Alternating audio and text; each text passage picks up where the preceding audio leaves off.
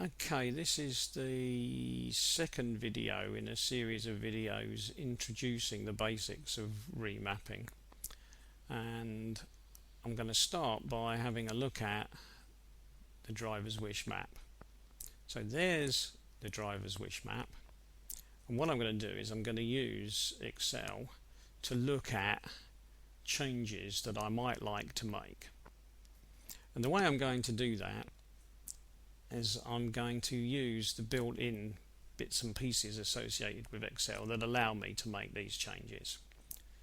So I'm going to first of all just copy, so I'm going to put in there equals that cell, and if I press enter I get that cell. So I'm just going to copy that cell into there, and then I'm going to drag that across, and I've got to 80. I want to go one more, don't I? So I'm going to drag that across. So there is my top row, and I'm just going to highlight those so that they're in bold like they were there, and then I'm going to try the same trick downwards, and now I've got my axis data on that side. So I'm just going to, so that gives me my two sets of axes data, and then in there I'm going to put equals that value, and I'm going to say enter. Now what I'm going to do is I'm just going to make a simple change but using Excel. So what I'm going to do is I'm going to go back up to here, that number, and I'm going to say, oh, I wonder what will happen if I add 2 to that number. So I'm going to say plus 2.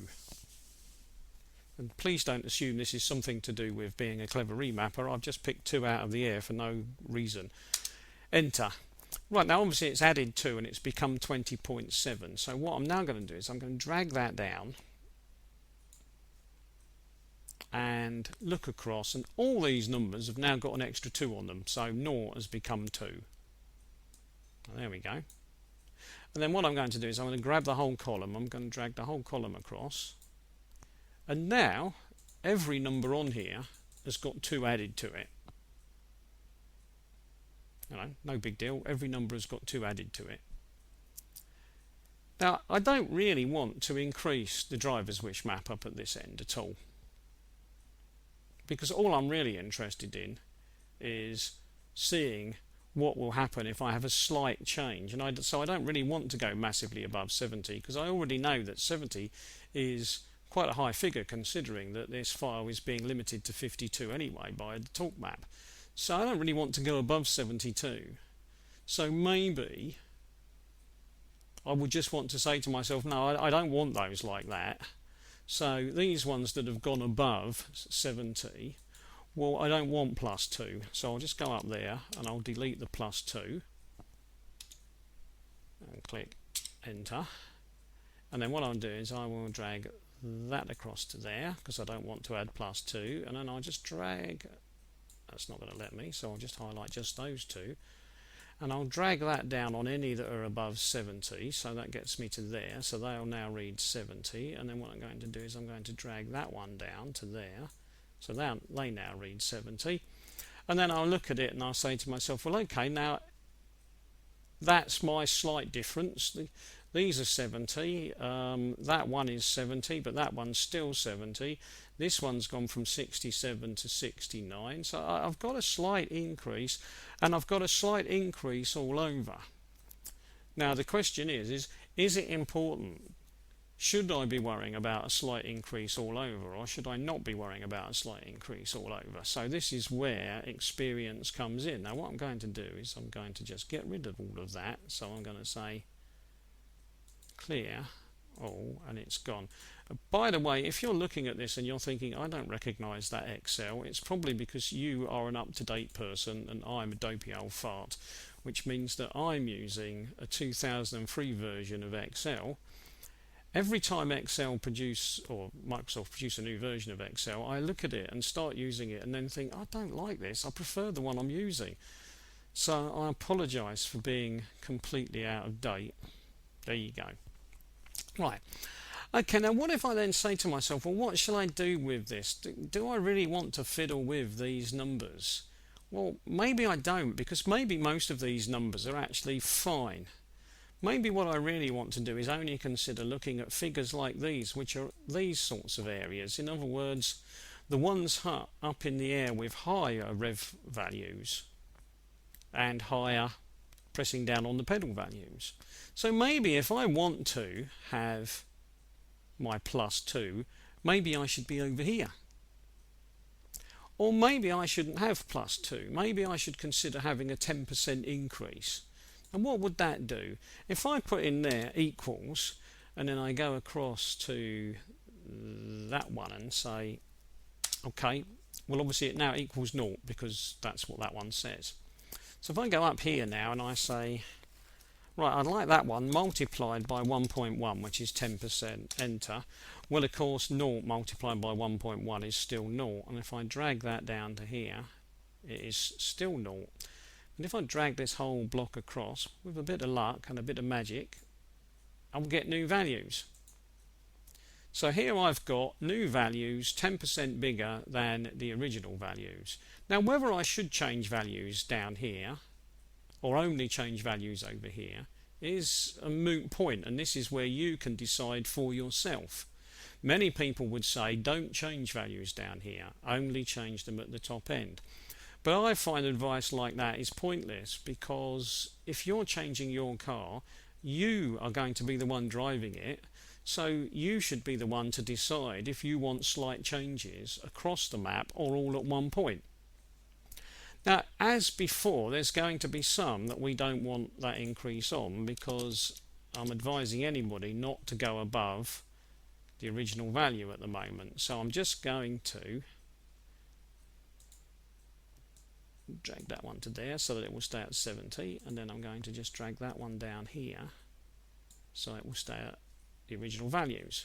So these I've kept at the original values at the moment. So there's my 10% increase across the board, and when I get to there I've still got a 10% increase, but when I get to here I haven't got a 10% increase because I've just seen it gives me 70 point something. So instead I'm just going to put 70. And here, what happens with my 10% increase? Oh, cancel. That was my fault. I'm just grabbing the wrong corner. You see, that's gone a little bit too high again, so I'm going to say, okay, I'll accept that one as 70, or I could just say I'll accept it as a copy of that one. Oh, there we go. Hold on, I'm just going to drag that down so they all... Oh, that's gone back to the original value, which I didn't want, didn't I? So I'm sorry about that. I'll leave that at 70. That's 70. I should have left it like it was in the first place, shouldn't I? So, okay, so what I've now got then is I've got a value there. Well, let's start there. I've got a value there which hasn't changed. And I've got a value there that hasn't changed. And I've got a value there which is 10% higher and one there that hasn't changed. I've got a value there that's 10% higher and one that hasn't changed. 10% higher, no change. 10% higher, no change. 10% higher, 10% higher, 10% higher, 10% higher. So without me doing any work at all really, apart from moving numbers around in front of your eyes, I have got an apparent set of numbers for a remap. Now this is where you can decide what to do, because what you could do now is you could copy, let's say, just this little block here. So those three columns, you could copy these into there, but do it in WinOLS obviously. And then you could load that into your car, your ECU, and then you could try driving the car and see if you notice any difference. And then having done that, you could always come back and then again just do the whole block this time. So we've actually gone further than some remappers would tell us to. Instead of doing this little block at this end, we could do the whole block, and then we could put that in and then go and drive the car and see how the car feels. We are not going to do any damage as long as we stick to sensible figures. So we're small changes. And if you go and drive the car, it won't have any more performance, but it might feel different because you're only changing the driver's request or the driver's wish. You're not changing fueling, so performance can't have changed. So if you come back thinking, wow, that actually feels better performance, you know how to fool yourself.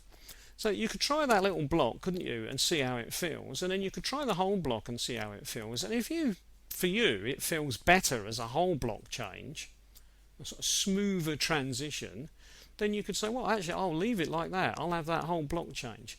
If you feel that you would prefer to just have that little change, then you could just have that little change. You could decide which way you want to change that map. So that would be entirely up to you.